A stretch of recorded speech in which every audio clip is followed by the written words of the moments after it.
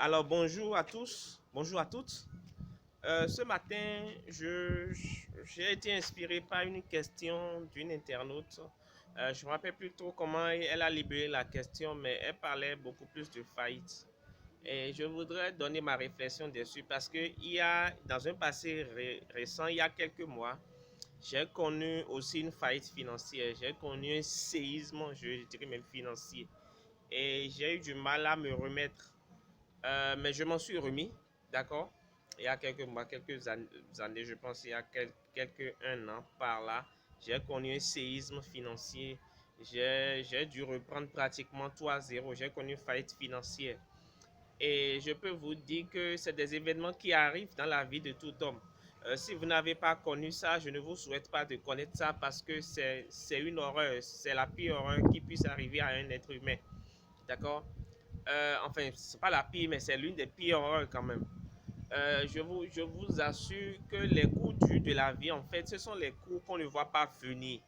D'accord? Et honnêtement, je n'ai pas vu ça venir, ça m'est tombé dessus et j'ai eu du mal à gérer. Mais je vais vous dire un peu comment on peut s'en sortir parce que la bonne nouvelle, c'est que je suis sorti de ça. Et par la grâce de Dieu, j'ai appris les leçons. Je ne retournerai plus dans ce genre de faillite. Et premièrement, lorsque vous tombez dans une faillite financière, lorsque vous tombez totalement, vous êtes au sous-sol ou en bas de zéro, la première chose, lorsque vous connaissez une faillite financière, et même pas seulement sur le domaine, dans le domaine financier, que ce soit dans le domaine de la famille, dans le domaine amoureux, professionnel, spirituel, tout ce que vous voulez, financier, c'est pratiquement le même processus. La première chose à faire, et ce que beaucoup de personnes ne font pas, c'est que vous devez être conscient, c'est le principe de la responsabilité, c'est que vous devez être conscient que vous êtes l'unique responsable de votre problème, de votre difficulté, de votre faillite. Vous n'êtes pas forcément le fautif, non, je ne dis pas ça, mais ce n'est pas forcément par vous que c'est arrivé. Vous avez peut-être fait preuve de naïveté, vous avez peut-être fait preuve d'innocence et c'est arrivé. Ce n'est peut-être pas par vous que la chose est arrivée, mais vous êtes le responsable parce que vous avez laissé la chose arriver et mais surtout vous avez laissé la chose avoir de l'impact sur vous. C'est-à-dire que lorsque quelque chose se passe sur vous, c'est à vous de décider de l'impact que ça aura sur vous. Qu'est-ce que je dis? Lorsque, par exemple, vous avez votre chambre, d'accord? Et moi, en tant que visiteur, je viens. Et votre enfant, vous avez préparé de la sauce et votre enfant a versé la sauce par terre. Et moi, je viens. Le fautif, c'est l'enfant. Mais le responsable, c'est vous parce que la chambre vous appartient. Donc, vous êtes responsable en ce sens que vous avez laissé la chose vous atteindre. Vous avez laissé la chose vous abattre. Des fois même, c'est une question de négligence. C'est pas négligence qu'on a laissé la chose arriver. Donc, vous devez comprendre que vous êtes l'unique responsable. Vous n'avez pas cherché le problème, mais l'impact que cela aura sur vous ou l'impact que cela a sur vous, c'est vous qui décidez ça. Et à partir de là, vous analysez le problème sous un angle de défi. Vous analysez le problème, vous n'analysez plus sous un angle de problème, de difficulté, mais vous l'analysez sous un angle de défi. D'accord? À relever. Et donc, vous savez que ce que vous êtes aujourd'hui, ce que vous étiez hier, et ce que vous serez demain, n'appartient qu'à vous et à vous seul. C'est à vous de décider ce que vous serez. D'accord? Donc, première chose, le principe de la responsabilité. Tant que vous n'êtes, vous ne vous sentez pas responsable de la situation, vous n'allez jamais résoudre. C'est le problème de beaucoup de personnes. La meilleure manière de mourir dans l'erreur, c'est de commencer par résoudre en mettant la responsabilité du problème sur les autres. Vous êtes toujours responsable de ce que vous êtes. Si vous êtes au chômage, vous êtes responsable. Si vous êtes dans un manque financier, vous êtes responsable. Si vous n'avez pas un couple heureux, vous êtes responsable. Tout ce qui vous arrive, vous êtes responsable de ça. Vous n'êtes pas fautif forcément, mais vous en êtes responsable. Deuxièmement, lorsque vous connaissez une faillite financière, lorsque vous ressortez de là, vous comprenez que ce qui vous est arrivé parce qu'il vous a manqué une information. Les choses vous arrivent par rapport à votre degré de connaissance. La vie que vous menez aujourd'hui dépend fondamentalement du niveau de connaissance que vous avez. Et donc, par rapport à ça, la deuxième chose, lorsqu'on se rend compte Lorsqu'on est conscient qu'on est responsable de la situation, la deuxième chose à faire, c'est d'accroître son niveau de connaissance. C'est de faire en sorte que on brise l'ignorance qui nous a amenés dans cette situation. Parce que forcément, c'est toujours une ignorance qui vous a amené là.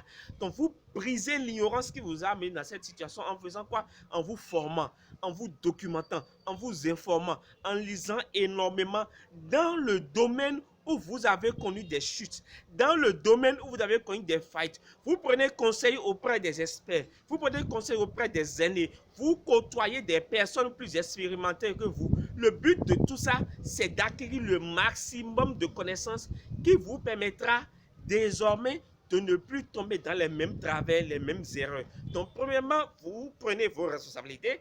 Deuxièmement, vous augmentez en connaissance, vous augmentez en information, vous augmentez en formation. Peu importe, si vous n'avez pas les moyens, allez sur Internet, côtoyez les plus aînés, côtoyez les devanciers qui vont vous donner des conseils. Troisième conseil que je vous donne, lorsque vous voulez sortir d'une faillite financière, il ne s'agit pas de dire je ne vais plus investir. La première chose, la troisième chose, lorsque vous finissez de vous documenter, d'avoir de l'information, qu'est-ce qu'il faut faire? Il faut commencer par investir, épargner, mettre de l'argent de côté tout de suite.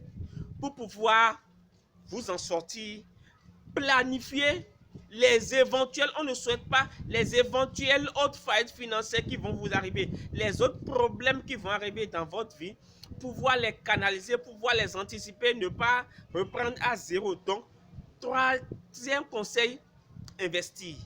Investir et investir. Pas investir tout votre argent. N'allez pas emprunter pour investir.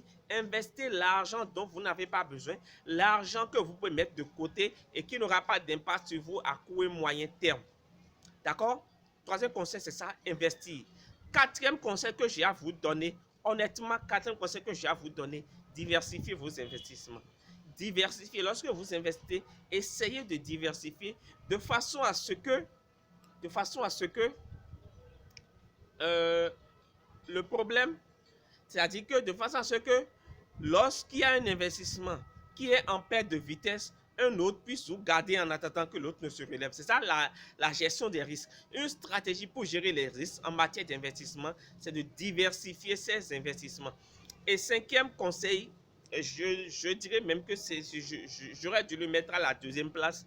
Cinquième conseil, établissez un plan de sortie. Établissez un plan de sortie de crise, de sortie de faillite, de sortie de situation. Enlevez des personnes toxiques de votre vie. Enlevez les personnes qui vous ont amené dans cette situation de votre vie. Enlevez-les totalement. Faites la paix avec vous-même. Pardonnez-vous. Tout ça, c'est dans le plan. Pardonnez-vous vous-même. Acceptez de reprendre à zéro. Ignorez le regard des autres. S'il n'y a que vous qui comptez, votre vie n'appartient qu'à vous seul. Faites en sorte, établissez un plan de sortie, un plan d'attaque, un plan. Faites peut-être une retraite spirituelle, faites peut-être un repli tactique, mais sortez de la. Établissez un plan de sortie de crise, un plan de sortie de situation. Donc voilà, c'est quelques 5 conseils que j'ai à vous donner par rapport à ces genres de choses qui nous arrivent, hein, qui arrivent à tout le monde, en tout cas pas à tout le monde forcément, mais qui arrivent à beaucoup de personnes. Tôt ou tard, ça arrivera. Et quand ça arrive, il faut pouvoir prendre les précautions pour toujours s'en sortir, parce que la pire des choses dans la vie, ce n'est pas d'échouer, mais de demeurer dans l'erreur. Comprenez, c'est de s'asseoir à la station de l'échec et de ne plus jamais se relever. C'est ça ce qui est mauvais. Nous échouons tous. Moi, le premier, j'ai tellement connu d'échecs que je ne peux plus compter. Mais à chaque fois, je me relève et j'avance, j'évolue. C'est ça un homme. Votre réussite, fondamentalement, ne se mesure pas forcément à combien vous avez en banque, à ce que vous faites, mais à combien de fois vous êtes tombé et vous êtes relevé. Quelqu'un qui s'est tombé et qui a pu se relever est beaucoup plus dur, beaucoup plus important, beaucoup plus sérieux que quelqu'un qui n'est jamais tombé. Quelqu'un qui n'est jamais tombé, le jour où il tombera, ça sera dur. C'est pour ça, moi, personnellement, j'aime ceux qui ont échoué dans leur vie. Certains de mes amis proches sont des personnes qui ont connu des fights, qui ont échoué dans leur vie, qui ont connu des coups durs, des situations difficiles, parce que ce sont des vrais gars, ils s'en sont sortis. Et aujourd'hui, quand ils me donnent des conseils, je les écoute.